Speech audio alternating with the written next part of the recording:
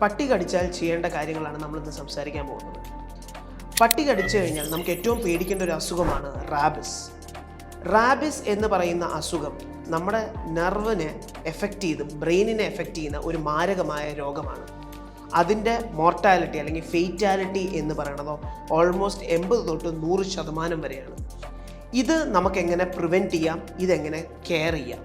ഒരു പട്ടി കടിച്ചു കഴിഞ്ഞാൽ ആ മുറിവിനെ നന്നായിട്ട് 10 തൊട്ട് 15 മിനിറ്റ് വരെ നന്നായിട്ട് സോപ്പിട്ട് കഴുകുക. എപ്പോഴും ആ മുറിവ്, ആ വൂണ്ടിൻ്റെ ബ്ലീഡിങ് ഉണ്ടായിക്കഴിഞ്ഞാൽ അത് നമ്മൾ കൺട്രോൾ ചെയ്യണം. അത് നമുക്കൊരു തുണി നന്നായിട്ട് അമർത്തി പിടിക്കുകയോ തുണി വെച്ച് അതിൻ്റെ മുകളിൽ കെട്ടുകയോ നമുക്ക് ചെയ്യാം. ഒരു കാരണവശാലും നമ്മൾ നോർമലി അങ്ങനത്തെ ഒരു മുറിവ് കണ്ട് ഒരു ഹോസ്പിറ്റലിൽ പോയാൽ അത് അപ്പം തന്നെ സ്യൂച്ചർ ചെയ്യില്ല. അതൊരു ഡിലേഡ് സ്യൂച്ചറിങ് എന്ന് പറഞ്ഞ മെക്കാനിസം എന്ന് വെച്ചാൽ ആ മുറിവിന് ഹീലായി തുടങ്ങിക്കഴിയുമ്പോഴേ അതിൻ്റെ സ്യൂച്ചറിങ്ങിനെ കുറിച്ച് നമ്മൾ ചിന്തിക്കുള്ളൂ, സ്റ്റിച്ചിനെ കുറിച്ച് ചിന്തിക്കാറുള്ളൂ. മൂന്നാമത്തെ ഏറ്റവും വലിയ നമ്മൾ ശ്രദ്ധിക്കേണ്ട ഒരു കാര്യം എന്ന് വെച്ചാൽ ഇതിൻ്റെ ട്രീറ്റ്മെൻറ്റ് എന്ന് വെച്ചാൽ ഇമ്മ്യൂണോഗ്ലോബിൻ അല്ലെങ്കിൽ വാക്സിൻ. റാബിസ് വാക്സിൻ ആവശ്യമുണ്ടോ, വാക്സിൻ എടുക്കണമോ? ഇത്രയും വലിയൊരു മാരകമായ രോഗത്തിൻ്റെ നമുക്ക് ഏറ്റവും വലിയൊരു സപ്പോർട്ട് അല്ലെങ്കിൽ ഏറ്റവും വലിയ അതിൻ്റെ ട്രീറ്റ്മെൻറ്റ് എന്ന് പറയുന്നത് അതിൻ്റെ വാക്സിൻ തന്നെയാണ്.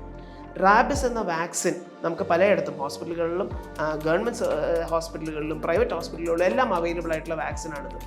ഈ വാക്സിൻ ആ ബൈറ്റ് ഉണ്ടായിട്ടുണ്ടെങ്കിൽ അതിന് വിത്തിൻ 24 hours തന്നെ ഒരു ഹോസ്പിറ്റലിൽ ചെല്ലുകയും അതിൻ്റെ പ്രാഥമിക ശുശ്രൂഷ ഉണ്ടാകുകയും അത് കഴിഞ്ഞ് അത് വാക്സിൻ കൊടുക്കേണ്ട ആവശ്യമാണ്.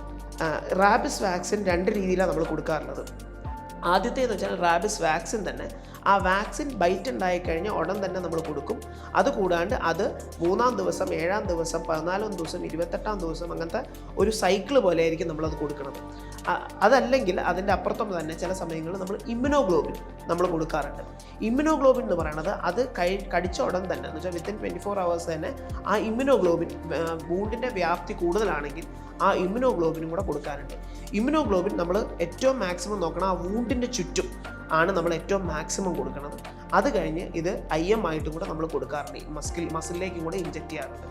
ശ്രദ്ധിക്കേണ്ട കാര്യം, ഇത് വളരെ മാരകമായ ഒരു രോഗമാണ്. നേരത്തെ പറഞ്ഞ പോലെ ഇതിൻ്റെ മോർട്ടാലിറ്റി അല്ലെങ്കിൽ ഇതിൻ്റെ ഫെയ്റ്റാലിറ്റി മരണശതമാനം ഓൾമോസ്റ്റ് 80 തൊട്ട് 100% വരെയാണ്.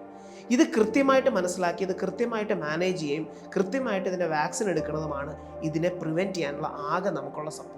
അതുകൊണ്ട് തന്നെ എല്ലാവരും ഇങ്ങനത്തെ ഒരു ഇഞ്ചുറി ഉണ്ടായിട്ടുണ്ടെങ്കിൽ, ഒരു പട്ടി കടിച്ചിട്ടുണ്ടെങ്കിൽ എന്തായാലും ഒരു ഹോസ്പിറ്റലിൽ പോവുകയും ഈ വാക്സിനേഷനും അതിൻ്റെ ബാക്കി ശുശ്രൂഷയും എന്തായാലും നേടേണ്ടതാണ്. Thank you.